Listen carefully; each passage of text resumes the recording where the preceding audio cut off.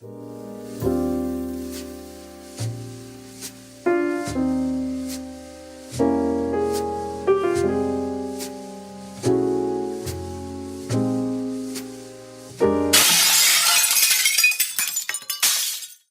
right, ladies and gentlemen, welcome to an episode of Heartbreak Hotel. My name is Sid, and I'm the resident manager here. Just a quick intro for those listening. Heartbreak Hotel is a place where guests come to stay in order to discuss their profound secrets, things that might be bothering them for some time, or if they simply need to talk about anything that will help them make their minds a little lighter.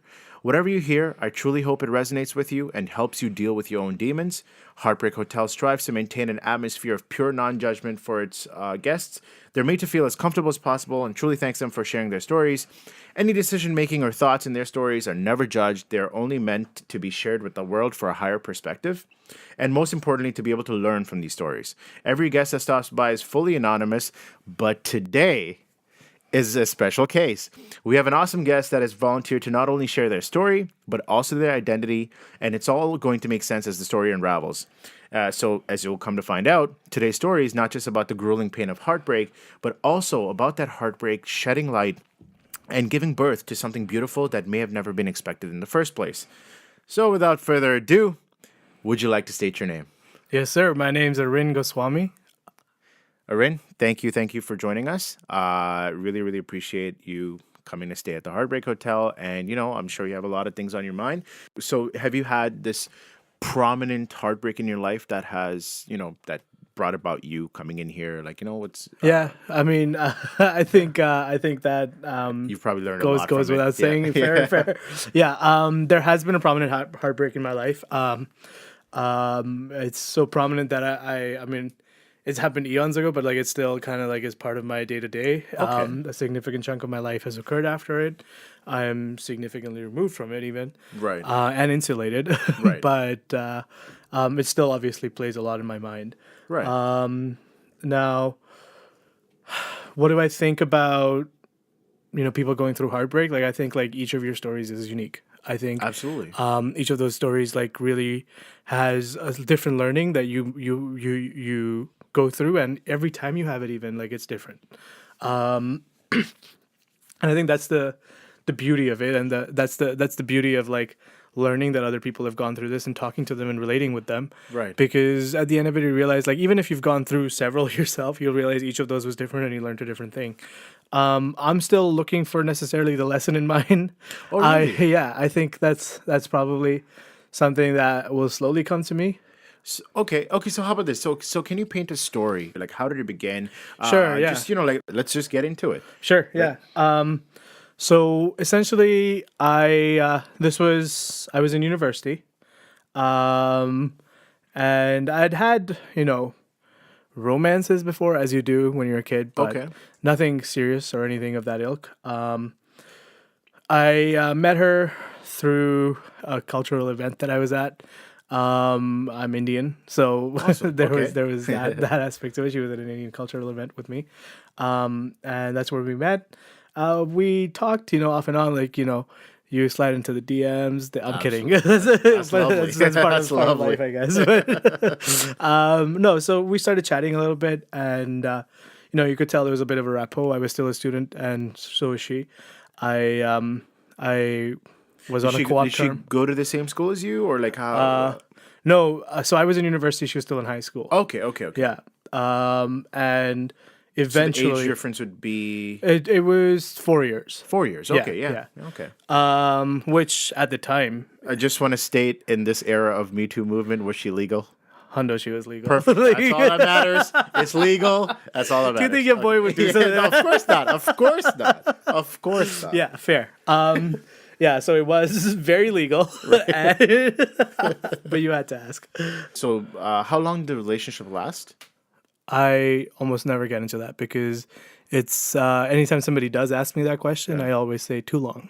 Okay, interesting. Because in your head, I say too long because it's an interesting notion because it's hard to say too little. No, that's fair. Yeah. That's fair. I mean, I guess you don't want to put it into. No, it's because I You don't want genuinely to concentrate on the math around.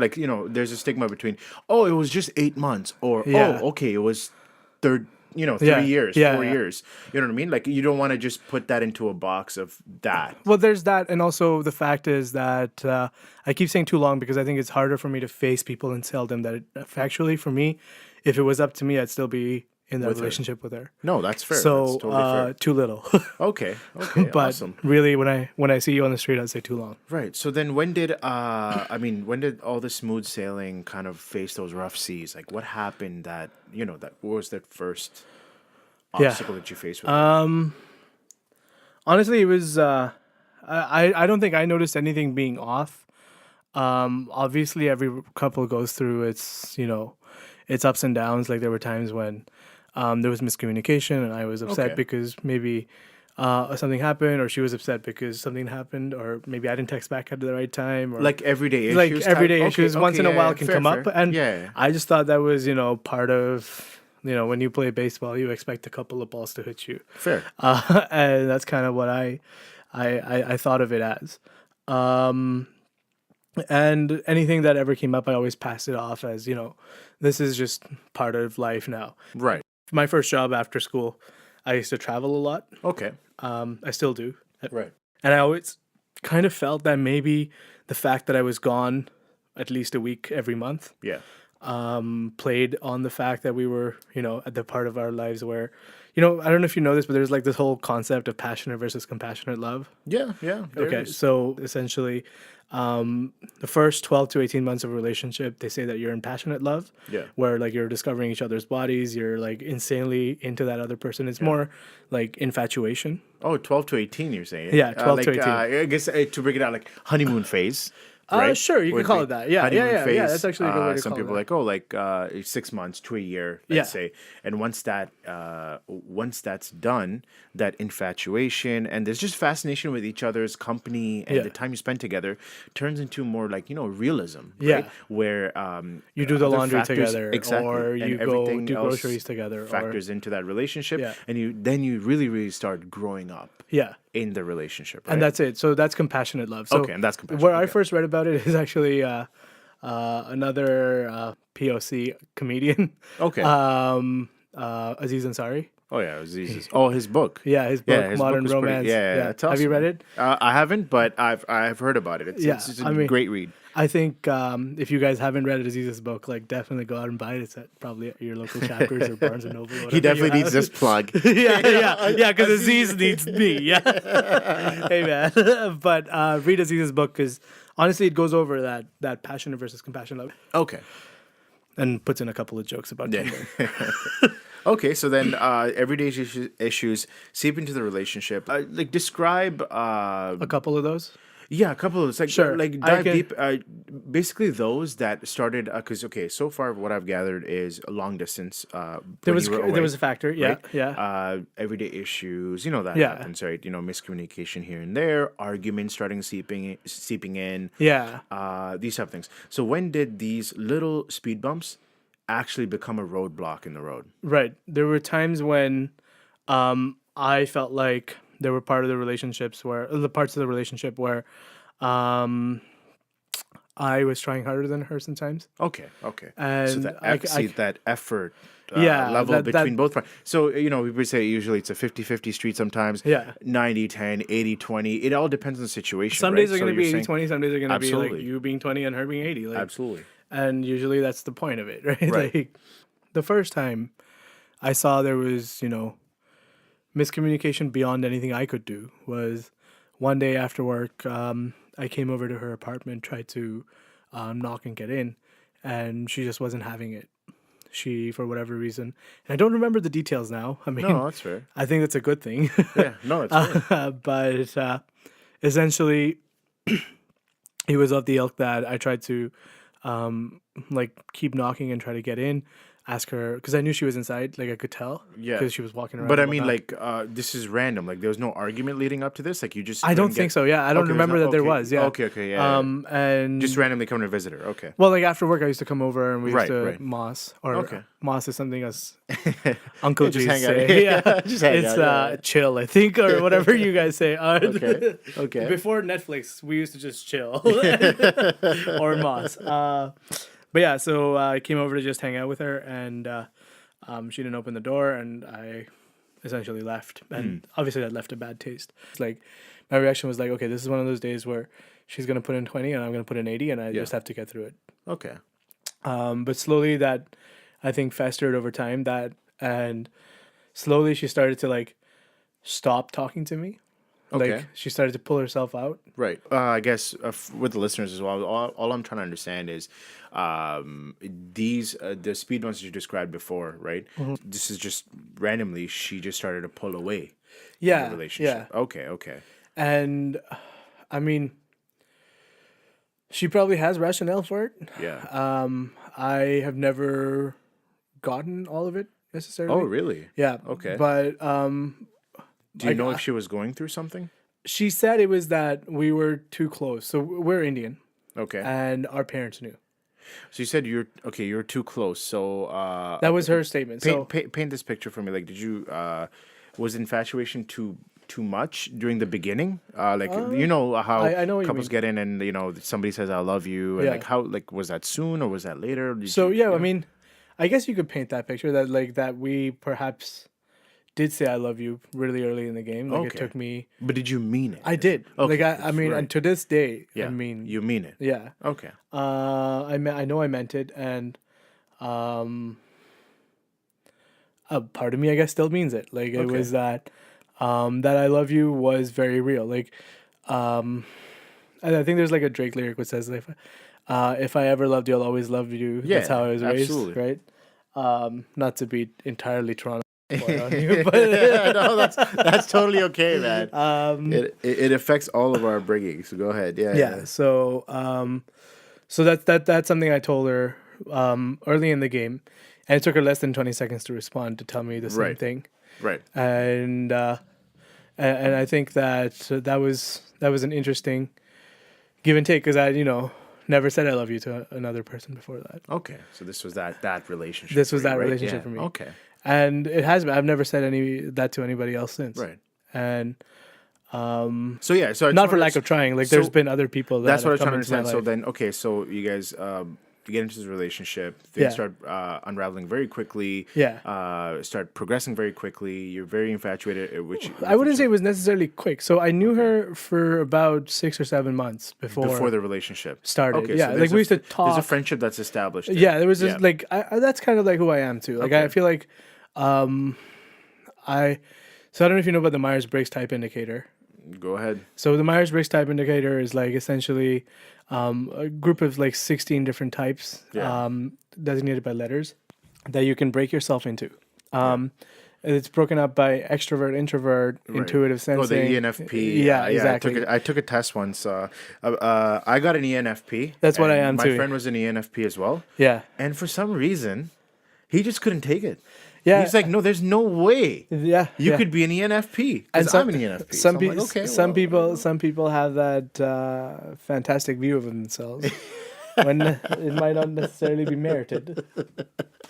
I'm kidding, but yeah. So I'm an ENFP, and most ENFPs, the way they operate is that they are essentially like not about like flings. They generally like take their time to get to know someone before Right. they jump into anything. Right. And the ideal type for an ENFP is an INTJ. Okay. And they're Which kind is? of the same thing. INTJs are introverts Yeah. that are, they share a lot of like the same questions in life as ENFPs do, but Right. like not necessarily in the same order. Right. And that's why they find ENFPs so entertaining because they're like a huge, she was an INTJ. Okay. Yeah. Makes sense. And that's why it made sense that we would spend like 7 months just like talking Yeah. before like deciding that this is going to be a thing. Right. And then, I guess when you say that, like, you said, well, when I say that we said I love you early in the game, I guess it was 7 months and 2 weeks into it.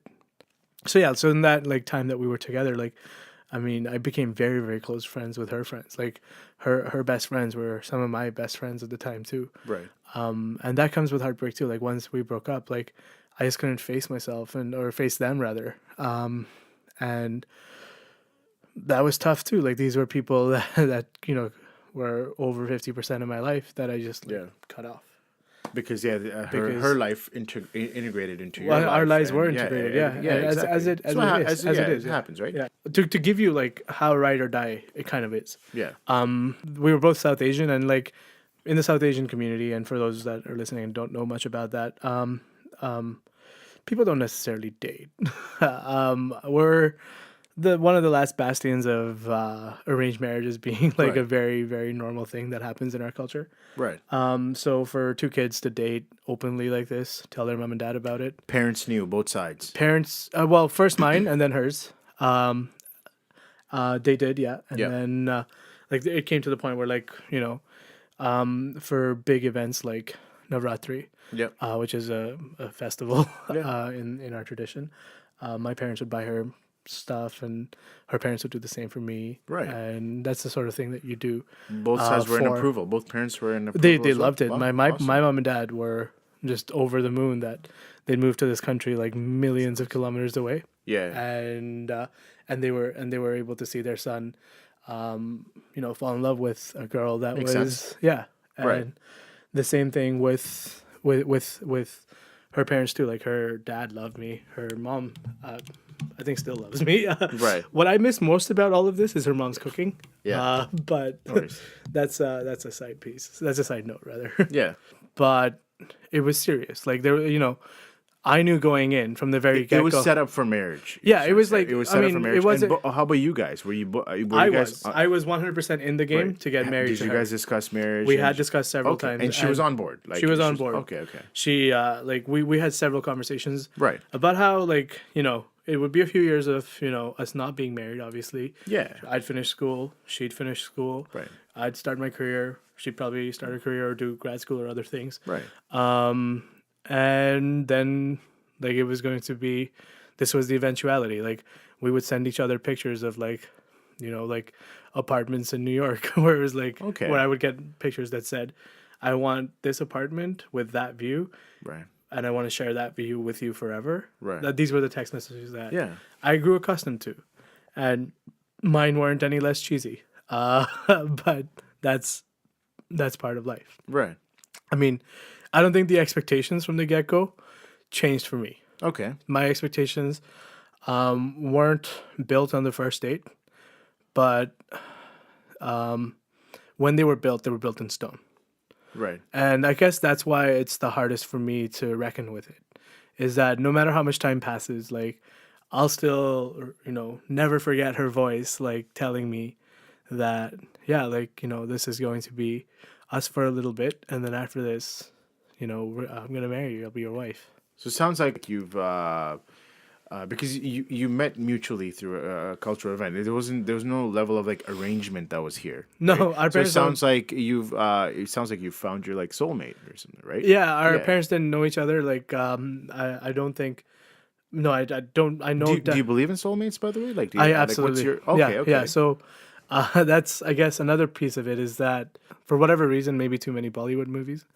I do believe that in life there is one partner for you that works, and I know Just one perfect person. one perfect Okay. partner, and I know it's stupid, and I'm a math major myself, and I should know better. No, none of these things are ever stupid. Like our beliefs are beliefs. I get that, Yeah. but I don't think that there's no stupidity to certain beliefs. Like Fair. there absolutely is. Fair. And the fact is that I do believe that. I will go to my grave probably believing that unless proven wrong, and I probably will be proven wrong. But the thing with beliefs like this that are unsubstantiated or can't be proved is that you believe them for the long term, Right. right? And that's just the way life goes sometimes. I know it's stupid. I know that, like, probability wise, like if I paired up with, a good chunk of women out there, because I'm interested in women. Okay. Thanks for stating that for yeah. the record. Yeah. Okay. I don't think that it would be the worst thing in the world, because I do also kind of like know my mind rather says that, like any two human beings can make it work. Right. But part of me still, my heart rather says that there is one person. Because that's the thing. So since you truly believe in this idea of like one soulmate, that one perfect person that exists for all of us, So, there's particular beliefs out there that provide some flexibility to the definition of a soulmate. So, by stating that instead of thinking of an end all be all soulmate, relationships in the modern day tend to be just like trial and error of varying levels of compatibility, right? So, the average person has multiple relationships in Yeah. their lifetime before getting married, or Yeah. even multiple marriages, so to say.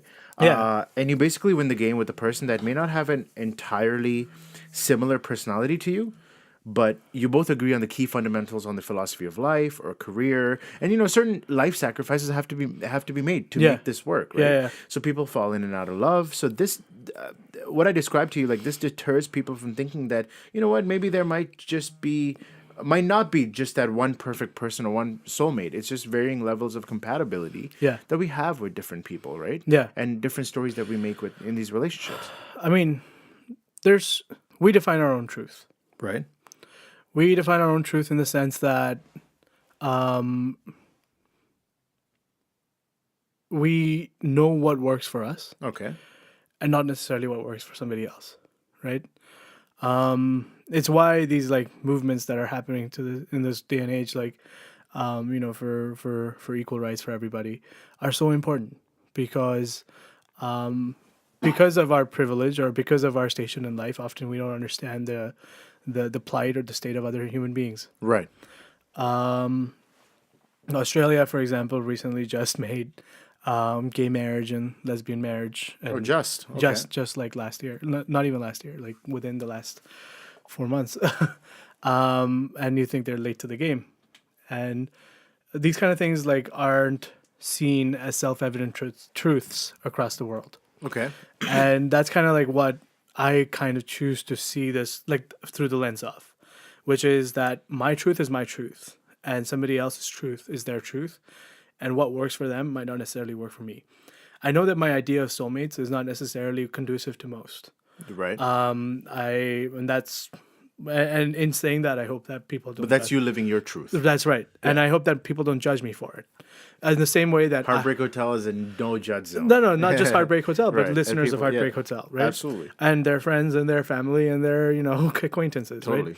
right?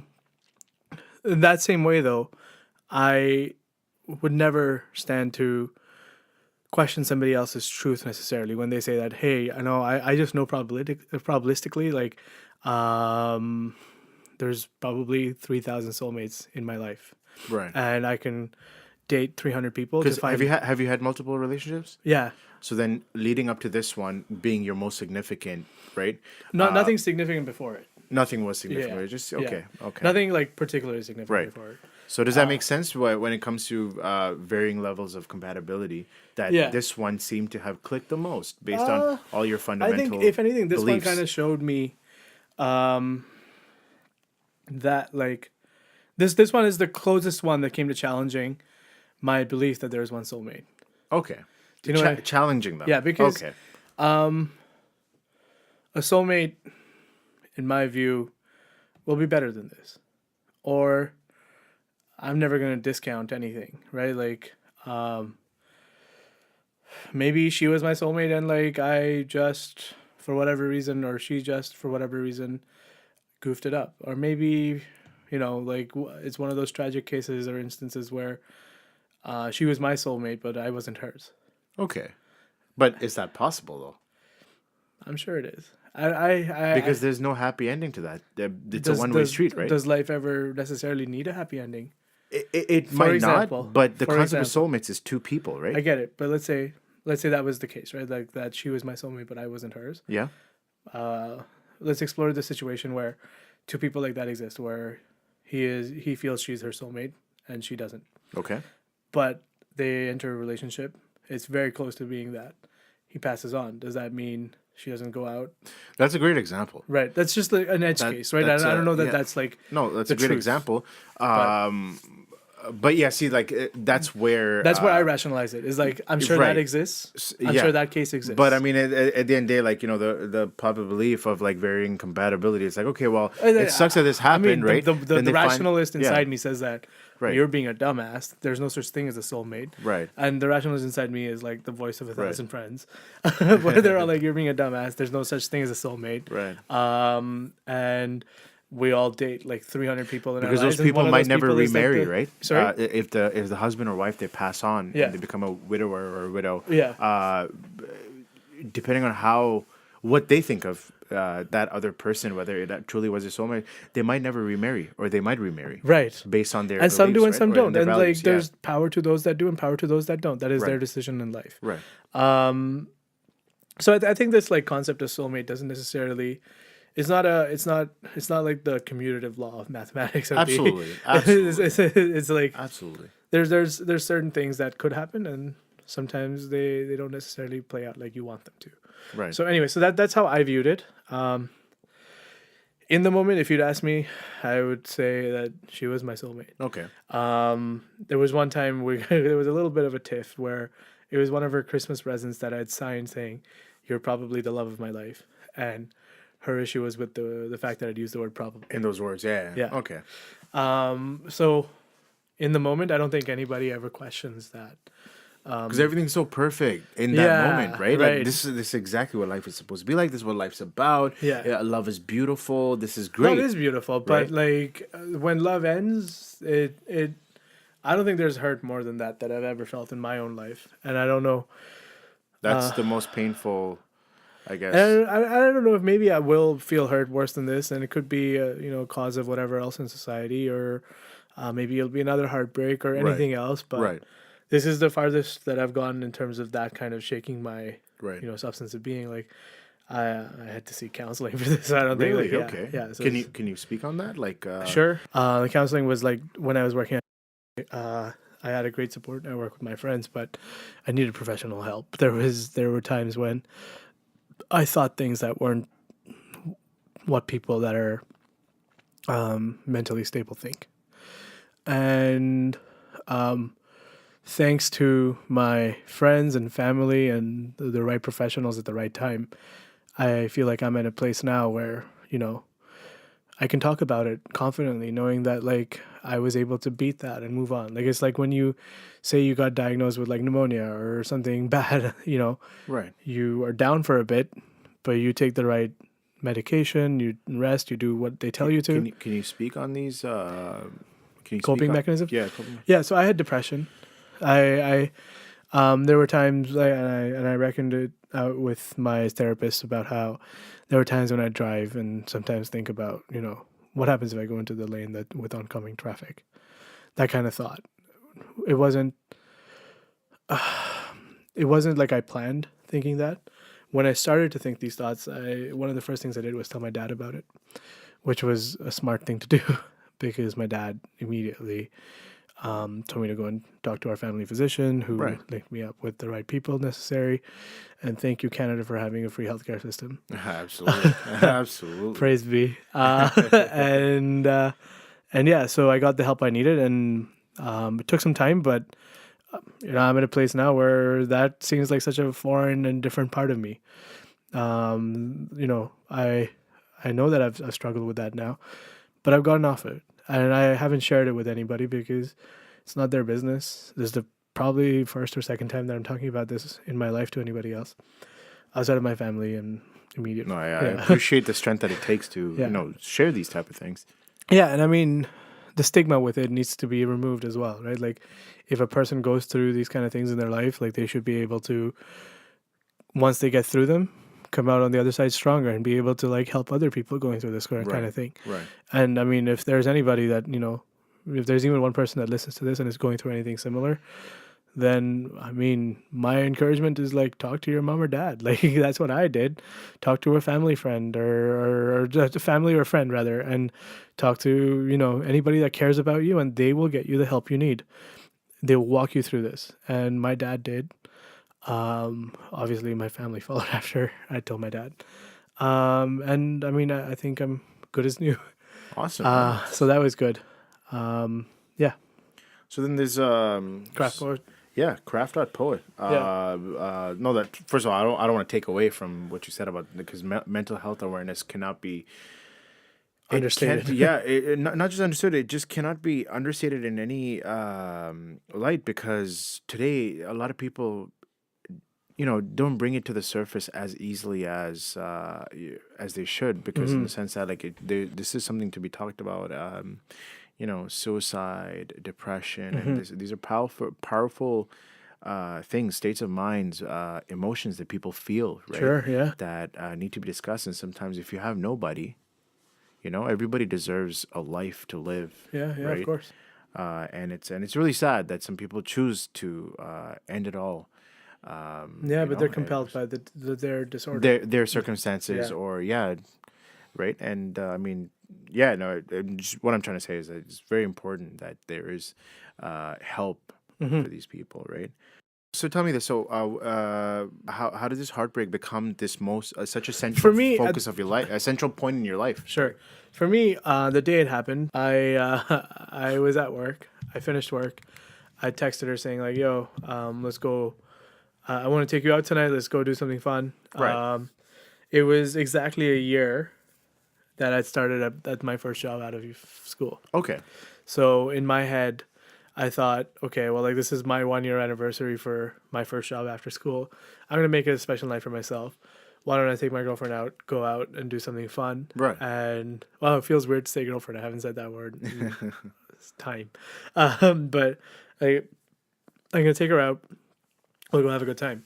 So I texted her and I said I'll come pick you up at so and so time. She said okay. My mom's visiting to give her food and whatnot. Yeah. Supplies. Absolutely. Yeah. Supplies.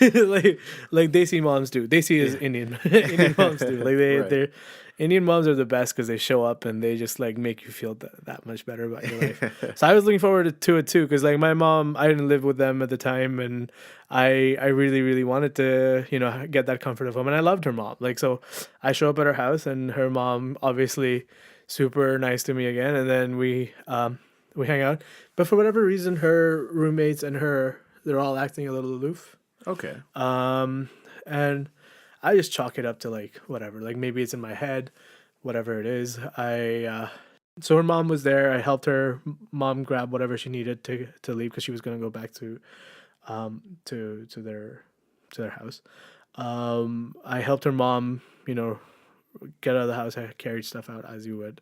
And then I helped her mom like reverse her car, leave. And this whole time I'm thinking like, why isn't she out here like doing the same thing with me?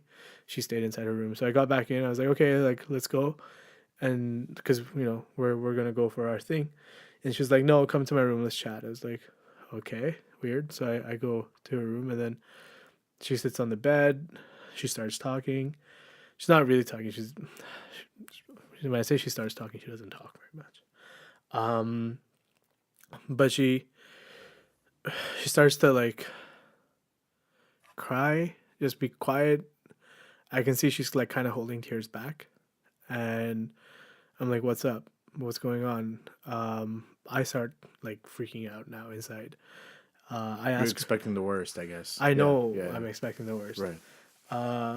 And because like she told me that we're gonna talk when we get into my room. I was like, okay, that's not normal. Like, there's nothing that you can't tell me now Right. outside here that you can't, you know. Anyway, so we go inside. We start talking. She starts telling me that she's never broken up with anyone before, so she doesn't know how to.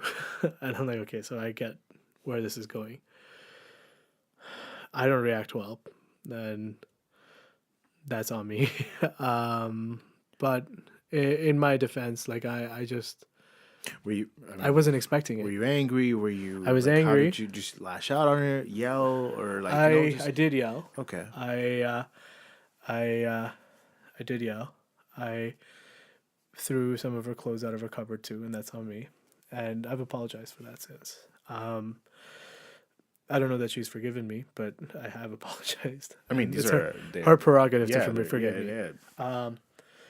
But it was just really unexpected. It came out of the blue. I was intending to have myself, happy 1 year at your new job kind of nights. Right. Yeah. And anyway, the ordeal took a while. I came out of their house feeling like completely shattered. I called my mom and dad, and they said, just tell your work that, like, something happened, and try to work from home for the rest of the week. This was on a Monday. Oh, it's on a Monday. Okay. And I did. I didn't explain to my boss exactly what had happened, but I did. I took the time, took that time off. Yeah. I worked from home. I think the first one day or something. I saw that I was doing shit. Like I Yeah. wasn't You particularly just couldn't good. focus, couldn't concentrate, Dude, I right? cried Yeah. that whole day. Like, Right. but um, I I obviously drove home, and I was in no shape to be driving on the Did four hundred you three. did you try to did you try to reason with her? Like, what's going on? What was the reason that she gave you? Like that Oh could yeah, you break down that yeah, ordeal a little yeah. In bit that more? ordeal, sure, Yeah. yeah. Overall, it all amounted to she felt like there was a lot of pressure Yeah. from the family sides Both sides. because yeah, well, she never like pointed out which family, Right. but fact is both parents knew, and in the Indian culture, like when parents know, it's kind of seen as a serious thing. Yeah. And I mean, it was a serious thing, so I didn't see the issue there. Like, it wasn't new for me that we were gonna aim to be together for the rest of our lives. So that definitely was like, okay, what's the issue? But she said there was a familial pressure that she thought that I was too controlling, um, too manipulative, and all of which like I've had enough time to reckon with Okay. Okay. and ruminate on to To decide like, reflect that, like, yeah, like if these are negative if characteristics of no, no, myself, like, if these are actually things, yeah, you're if right, yeah. these are actually things in the first place. If these are actually Okay. things with that are wrong with me in the first place, like, Right. am I truly manipulative? Am I controlling? And the family thing, like, I could never have been blamed for my mom and dad or whatever perception my Yeah. mom and dad or her mom and dad put forth. Yeah. That's not on me, so I was never gonna be able to make peace with that piece. Right. But the other two, I thought about at length, and I've discussed to the end of time and back with my friends on this and my family, etc. And I genuinely like. It's not a question of me being manipulative or controlling. I don't think that anyone that knows me well will necessarily say I'm either of those two things. Yeah. But I think there was a lot of projection there. That what she accused me of, she probably like intrinsically or subconsciously knew that she was guilty of it herself, Okay. and it just made it easier to yell it out at not necessarily anyone in particular, and say that she had said those words out loud and that was why this needed to end. I went to California for work the very next week, after having been away from my job for a few days now. I went to California for work and I couldn't think of Focus. anything And nothing but else, but yeah. My entire life was like turn completely around. shattered. Yeah. Yeah. Like the one piece of life that had given me the confidence, the strength, the will to do something better with my life. A lot of these things, I mean, you might think of it and say like that's codependence, dude, or like that's too much dependence on some other human being to try and make you happy, and it possibly is. But fact is, when you're in a relationship for a long period of time, like you just associate your happiness with somebody else's happiness, and you associate your confidence to their happiness too. When you associate your all these other things that I mentioned to them being happy to be with you. Right. So I went to California, and I again that client of ours wasn't very happy with me. Obviously, I came back, and my head was not in the right place. I started interviewing for other jobs because I needed like a massive change in my life. I needed everything to be overhauled because I reckoned with myself that I needed to be in a different place entirely. Luckily for me, I started working at uh, then, which reduced travel for me. But what it did was also leave me in Kitchener Waterloo, where I used to live with her. So I started living in Kitchener Waterloo. I didn't delete her on Facebook or Instagram or any of these other social media things. It became a weird line for me to balance where I didn't necessarily know how to start talking to her friends again. I just didn't at that point. Some messaged me to be like, "Hey, how are you holding up?" But that would just send me into a spat of tears again, so I stopped responding. And that's not that's more an indictment on me than it is on them. Like I just at the time I wasn't in a place where I You could just didn't want to deal with it. comfortably deal with that. I started my new job at in January, um, and that was great. I made tons of new friends. My social circle changed very rapidly Right. and for the better.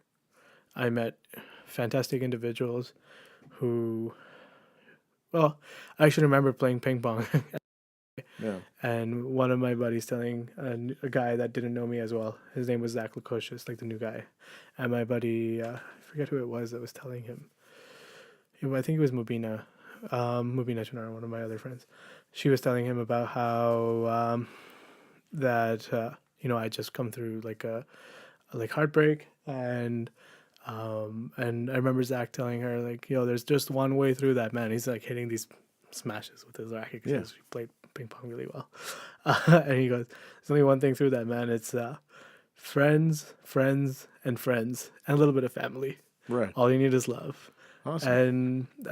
And I got that. I got that from Zach, Mubina, and others. Like, and 42 days in, I decided that, you get that bravado from being broken up with, that you're like, there's enough time has passed that we can try to start being friends.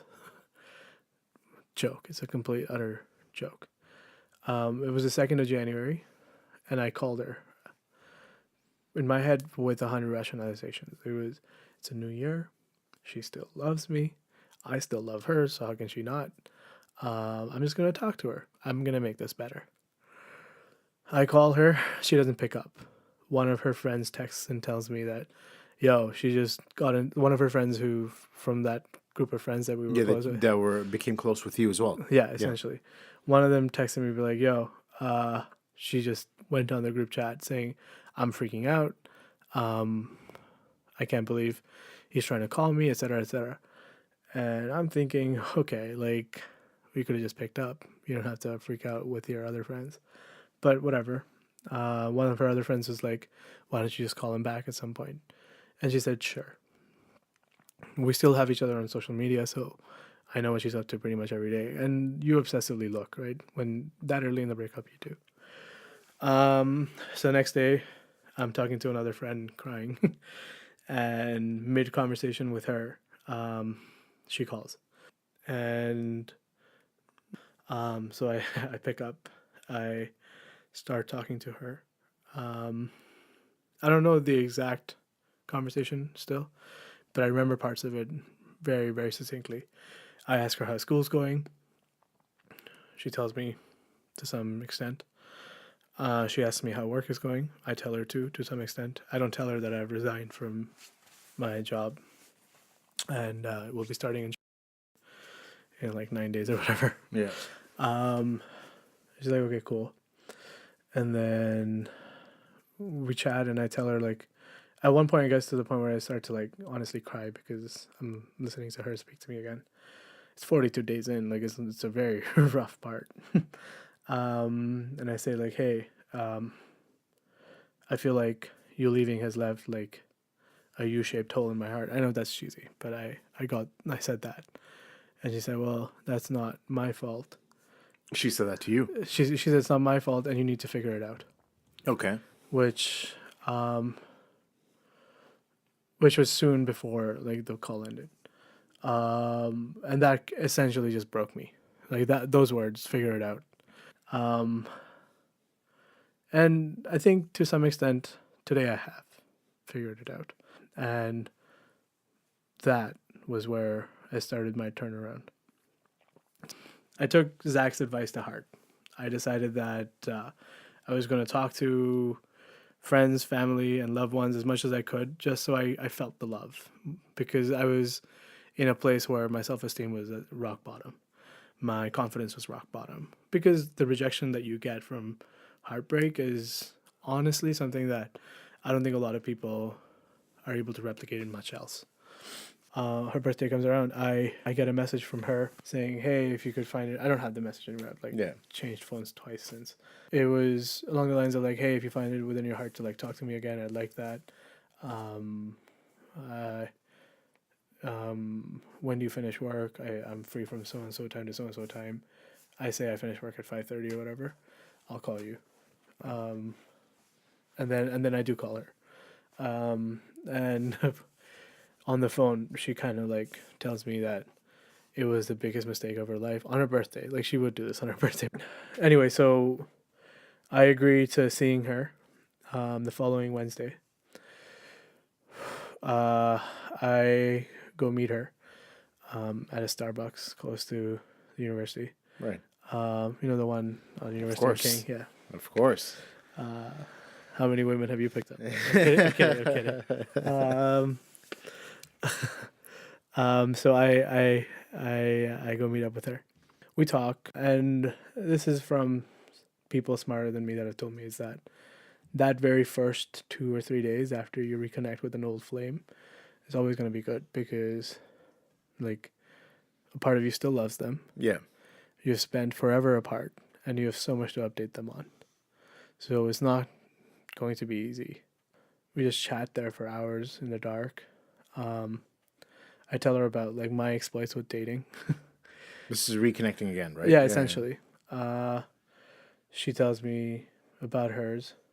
She says that she, never found anybody that was like worthwhile. So you guys both had. Did you guys date after that, or I didn't. Okay. We'll get to that. Yeah. So we talk, and she's like, I found no chemistry with anyone for a long time. I was like, okay, cool. We just spend the night essentially together, and it feels good. Right. Seems like, the girl of my dreams, who is the girl of my dreams, is like telling me that she goofed up, and what do you do in love but forgive, right? So I essentially, like, we have a good time. I come to drop her off at her house. And I say, hey, like we get to talking, and somehow it gets to the point where I ask her, like, hey, did you like date anyone? Did you? And she said, yeah, I dated this other guy for about a month and a half, starting in May until June 15th or something. I was like, okay, did you sleep with him? Was straight up the next question. None of my business, I know, but I asked. Guys want to know, man. It is what it is, right? I don't know that it's part of our gender norm per se, but like it wasn't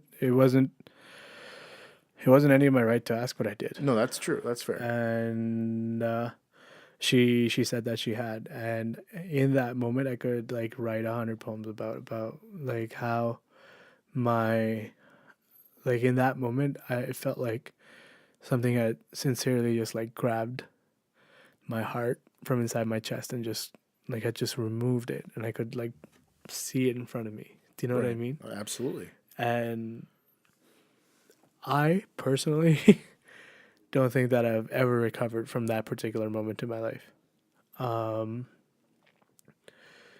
And it's not because I stake a claim to her in any way. I don't. It's not because she owes me anything. She doesn't. Right.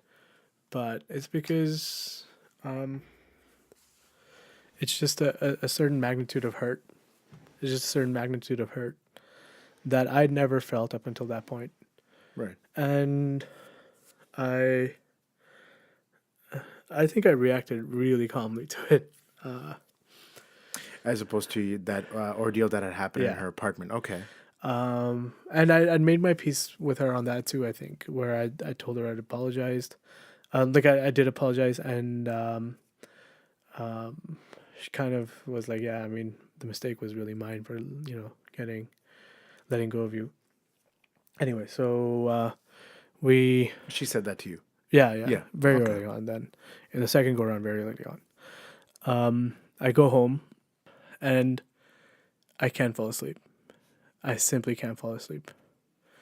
I did not sleep that entire night. I was in my bed, tossing and turning, and I'm talking to her as if it's normal. Like I don't let it on that I haven't slept all night. Right. I've never actually ever talked to anybody about how I didn't sleep that night. But you're tossing and turning, and you can't sleep because, like, In my head, I just can't, because I'll explain it, because in my head, then and for long after, and possibly sometimes even today, I just can't imagine spending the rest of my life with someone that's not her. And I've gotten better at the that's not her piece, where I'm just like, I just don't see myself falling in love again, kind of thing. But the piece of like for a long time, it was still like I can't like see myself with anybody else. So how in the world could you? It was often a thought. Right, because you were so deeply hurt over the fact that she had slept with this other guy. Yeah, Yeah, sure. no. But more so than that, it was just like I just couldn't understand how, like, what thought process goes through your head to be able to, rationalize that I can move on now. Right, This is time. This has been so and so amount of time, and I can move on. right. I just never went through that myself. So I start, seeing her, and for So round 2 of the relationship then. round two, Okay. yeah, ding ding, right? She starts catering to my interests. She mentioned something that I told her like a long time ago, which I used to believe a lot in 2014, like or before, was that you just do you and I'm gonna do me was like how I approach life, and it's something that I told a lot of my friends that this is how I approach my life. I listen to Cali Swag, and this is who I am. And she mentioned that she said, I miss that about you. I don't think very many people approach life like that, where they're confident in themselves. And when I mentioned that to another of my friends, he was like, why, dude? Like, she knows to pinpoint you. She knows where to hit you in order for you to, like, melt again for her. And for better or for worse, probably for worse. Like, in retrospect, it was for worse. I got back together with her. Was there any, like, this conversation that kind of just, okay, we should try this again? Or did it just kind of fall into place to start again? Well, like, at that very first conversation, I told her that I still loved her. Yeah. Because Okay, yeah. that had never changed for me. And she said the same. But things were different now. She didn't tell any of her friends. She actively like painted a rough picture of me, and I kept seeing that. Like for me, it was To her like friends? to her friends from Okay. from your Yeah. her friends from the past who Yeah. knew me. Yeah. For whatever reason, she wasn't okay with them knowing that we were trying this again For the second time, yeah. for the second time.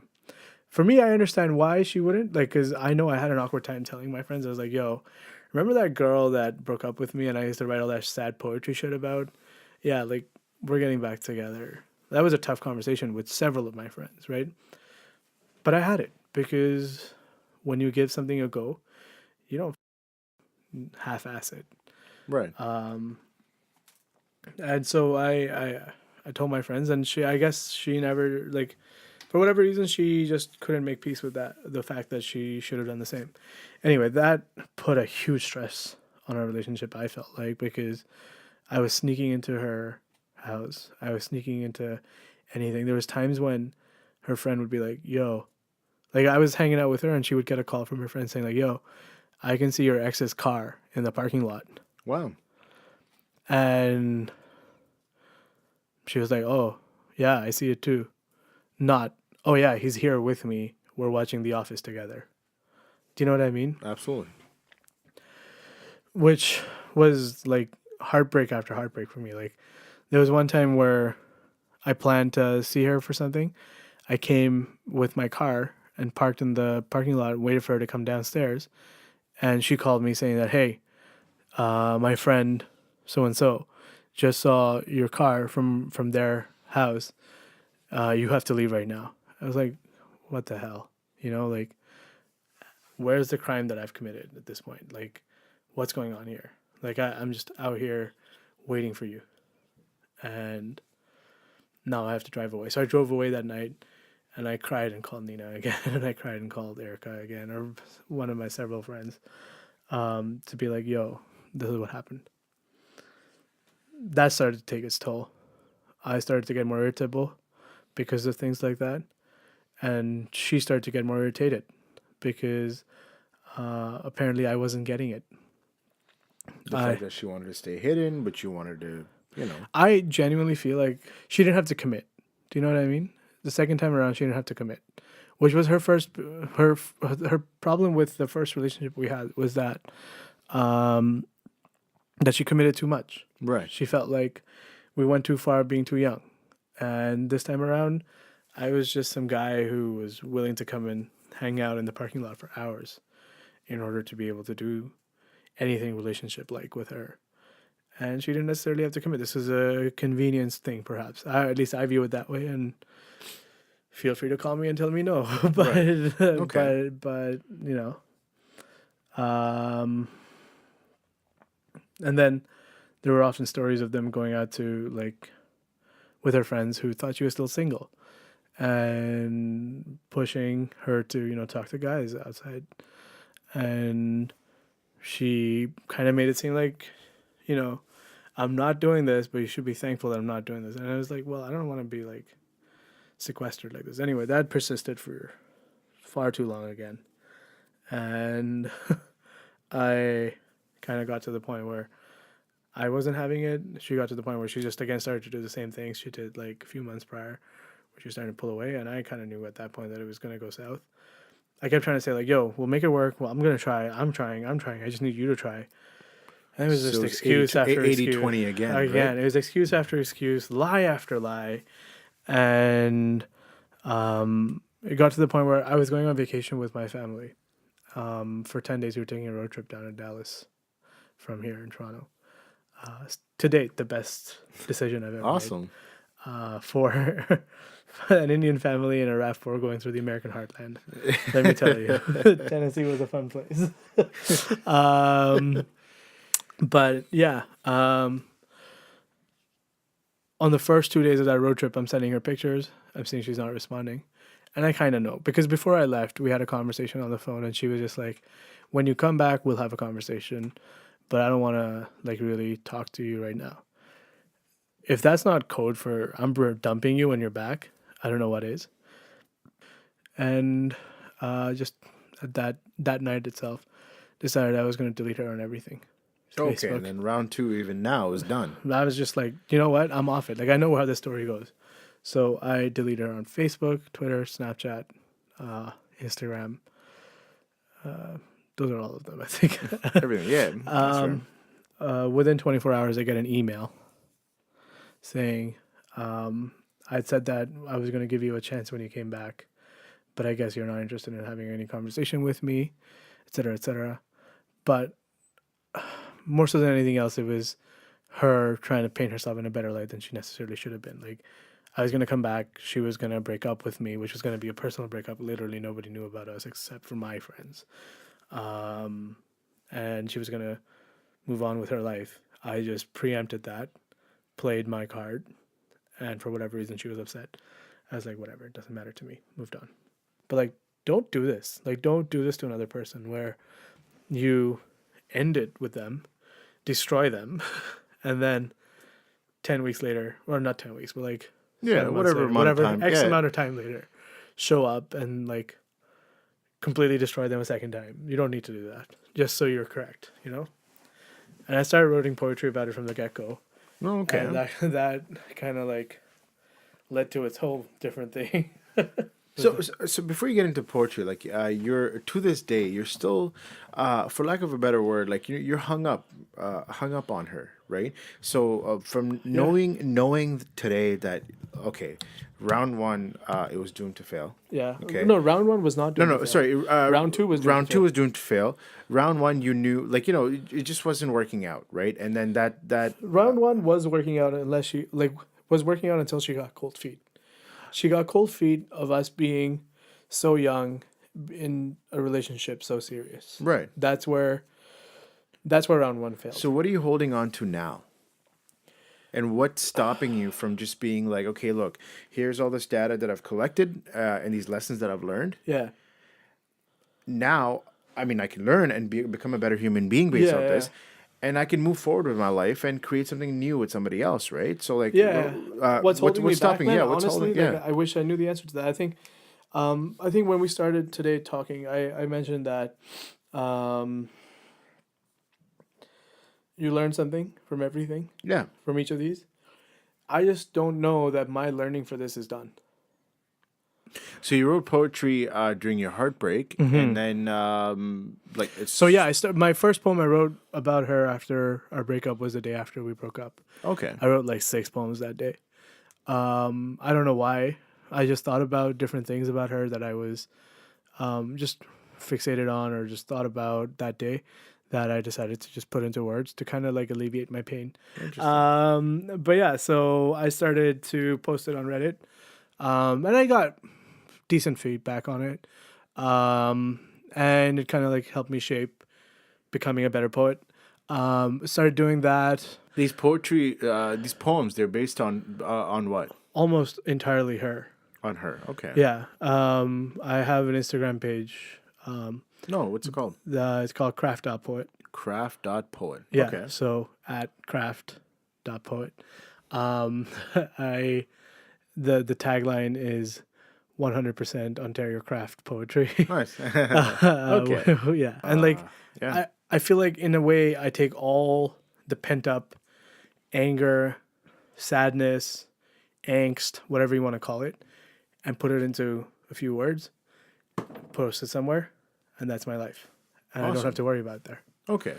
Awesome. So like it's cool to see that you've taken something so painful, right? And such as heartbreak, and you've turned it around into self-expression and just something beautiful, right? Yeah, and it's. I mean, thank you for calling it that.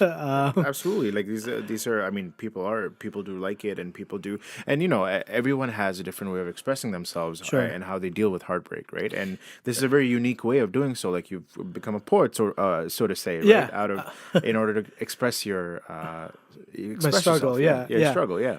But I mean, going back to craft.poet, there's two particular poems that stuck out to me. Great. And, I love that you read that. two of them, and Okay. one particular. Can I read it out? I would love for you to. So, in absolution, I have forgiven you, but I have not forgotten the toll forgiving took on me. What I once felt was fire is now smoke, drifting gently to the heavens. The title is Right for Absolution, right?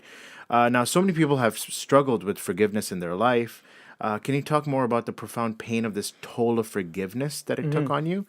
Some synonymize forgiveness with acceptance of pain and past mistakes, and then try to use that as fuel to move on in their lives, right? Yeah. So, like, are you trying to make that your goal? Like, do you think there will come a day when she will be completely eradicated from your thoughts? I personally firmly believe that it truly takes that next love, Yeah. right? That finding the next person, to fully forget about our past, but to be able to focus our energy on being able to create something new with someone else. So do you think that day, or is that your goal when do you want to forgive? My goal is loose. Is that I just need to be at a place where I'm happy with my life, because we go around asking each other things all the time. Like when we see a friend after a long time, it's like, hey, how are you? What's new with you? How's work? How's if they're into any sports, like how's your soccer team doing? You could ask that before you ask them, are you happy? Right. Because literally in my life, I think there's been a handful of examples of times when people have asked me if I was happy, and I've kind of tried to be more mindful about this too. Is like ask people before anything else, like, hey man, haven't seen you in a while. You happy? And that could be, a strange question to get asked first. You start with, how are you doing? What's life like? Yeah. What's going on? Yeah. How's work? But why do we do any of it if we're not happy?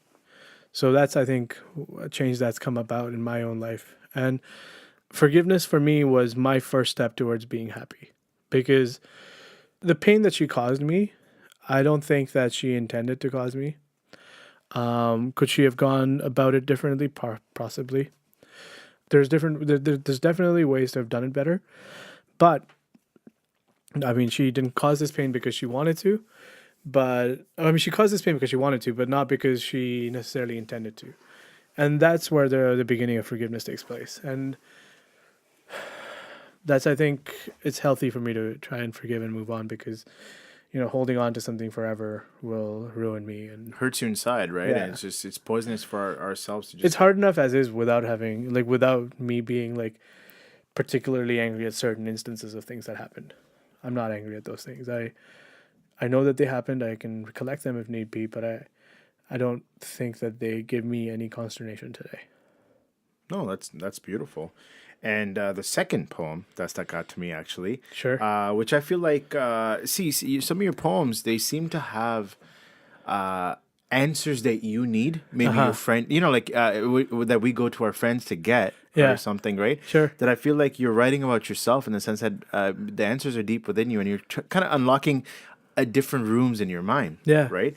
And this poem is called Neverland, Okay. right? I'll read it out again. The boy you loved was tender, leaked tears at thoughts of your hurt, conjured words from your face, and he called you poetry. He calls you it still. But he is no longer the boy you loved. He is the boy you lost, and lost boys live in wondrous places afar, never to return. Right? So what I took from this, and please correct me if I'm wrong, speaks to me about self-awareness and recovery, in the sense that you are recognizing that she is the one that has lost you. You're aware of the true love and affection that you had brought to her table, but she's choosing to let go and not be aware of how valuable of a person she is losing in her life. And that eventually, this is on her. So then, if you seem to be aware of your own value and understand that this person is still choosing to let go, why not just continue on fighting the good fight with love and move on and have faith that another angel will fall from your heaven in your life with whom you can build something far greater? Right. No, I mean, I hear that. And believe me, I wouldn't like for anything more than that to happen. Do you know what I mean? Like, that would be the ideal state solution. That would be where equilibrium happens. I think with love, as it is with many other things in life, mindset isn't everything. Interesting. We grew up in a time where, people like Kobe Bryant can say, yeah, it's all about that Mamba mentality. And you're like, okay, yeah, Kobe, that's what made you really good. No, it's not Mamba mentality that makes us good. It's often several different things combining in the right kind of ways in order to set up a system of success that some people are fortunate enough to step on and become Kobe Bryant.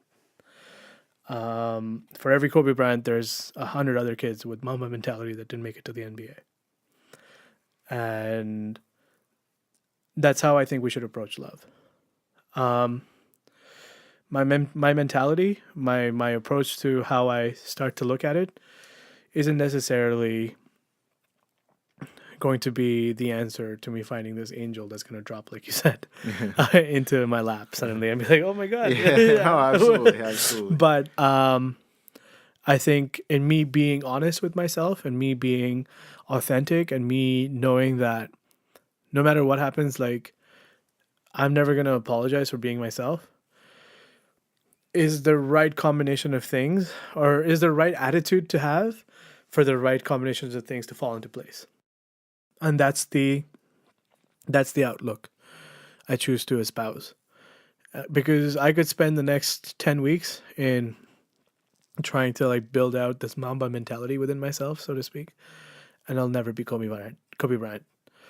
Right, right. Because But do you that's think not you're who kind I'm of setting supposed to be. yourself to lose the race before it's even started? It's not about losing the race, man. There's no race. Like, love is not a race. Love's a confluence of probabilities, and you have to be open to it at any point in time. Like, I could meet her tomorrow on the GO train. I could meet her 6 years from now at one of the homeless shelters I volunteer at. I could meet her 30 years from now when I'm on my deathbed. It's a confluence of probabilities. You're never going to know when it happens, but it will happen at some point, most likely.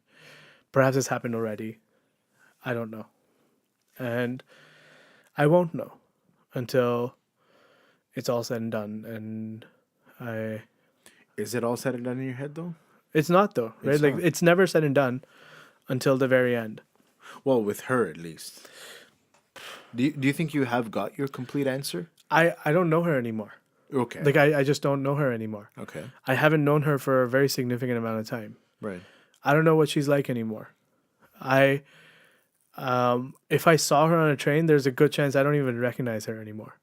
That's how I would approach it. Like, Have I gotten my complete answer? I don't think I've gotten my complete answer with anybody in life. I haven't gotten my complete answer with you. I haven't gotten my complete answer with anybody sitting in this room right now. I haven't gotten my answer with anybody anywhere. You never have your complete answer until the very end. Until that last breath you take ends, like you haven't gotten your complete answer. The only thing certain at that time is death. Then That's it. That's it. Yeah, right. That's it. That's absolutely it. Death, taxes, and the fact that my football club sucks. But that's about it. Wow. Well, that's powerful, man. Yeah, like that. See, that's what I mean with the complete answer. It's like say in my of my experiences, the way I live life is to get some sort of a conclusion, or actually a conclusion on experiences, right? That we've tried and failed. Yeah. That's done. I'm Yeah. gonna try and fail something, try to succeed something else, Elsewhere, yeah. and it might fail, it might not, right? Yeah, I hear that. And in multiple experiences of the same thing, for that matter, because that relates to your story, that you've gotten two chances, I guess, at love with this girl. Sure, yeah. With this girl, that circumstances, evidence shows that okay, Ren, Move on. yeah, Yeah. that this is. I think this is done. Yeah. You've beaten the horse as much as you can, but it's done now. The horse is dead. Yeah, right. You can take a Right. horse to water, but you can't make it drink, right? Right.